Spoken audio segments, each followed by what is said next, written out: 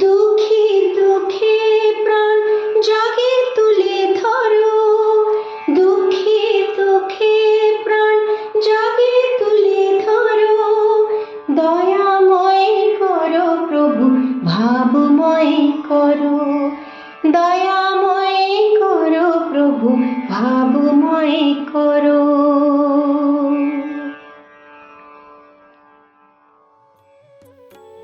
শ্রী গুরু ভাগবত দ্বিতীয় খণ্ড, মূল রচনা ডক্টর চন্দ্রভানু শতপথী, পর্ব 119, শ্রী গুরুর সেবকের রূপ। বিশ্বের সদ্গুরুর প্রতি এবং যারা প্রকৃত অর্থে জ্ঞান প্রদানে সহায়ক ভূমিকা পালন করেছেন তাহাদের সবাইকে আমাদের প্রণাম জানাই।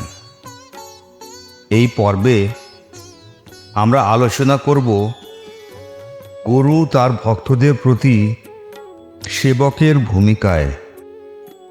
যখন দীন দরিদ্র ও নিঃস্ব ব্যক্তি আপনার কাছে আসে তখন আপনার মধ্যে বিশেষ কৃপা ও দয়ার তীব্র অনুভূতি জাগ্রত হয়। আপনার নিজের হাতে ভক্তদের সেবা প্রদান করেন, আপনি তাদের ব্যথা দূর করেন।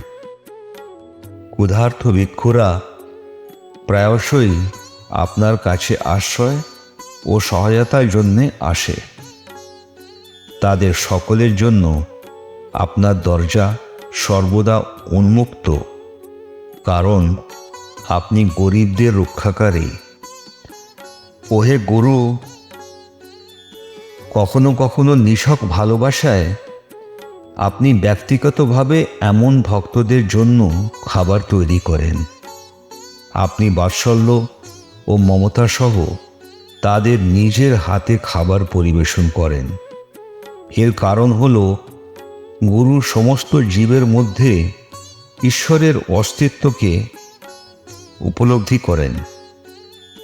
অতএব সর্বদা জীবদের ঈশ্বরের অপরিহার্য অংশ হিসাবে গ্রহণ করে তারা সবাইকার সেবা করে। এই পৃথিবীর সমস্ত জীব আপনার জন্য একই রকম। আপনার প্রেম এই প্রতিটি জীবের মধ্যে ঈশ্বরকে অনুভব করে। আপনি অসীম করুণাময়। আপনার ঐশ্বরিক কার্যকলাপ সমগ্র মহাবিশ্বকে বেষ্টন করে। আপনার জ্ঞান সূক্ষ্ম জ্ঞানের বাইরে, সূক্ষ্মাতি সূক্ষ্ম। আপনার সমস্ত ঐশ্বরিক কার্যকলাপ গোপনে সঞ্চালিত হয়। ভক্তের ভাব, যাকে আধ্যাত্মিক আবেগও বলা যায়, সেই অনুসারে গুরুর হৃদয়ে করুণা জাগ্রত হয়। গুরু যিনি ভাবের অধীন, তিনি করুণার উৎস। তিনি তার ভক্তদের ভাব দ্বারা প্রভাবিত হন, ভক্তদের কৃপাদ হন।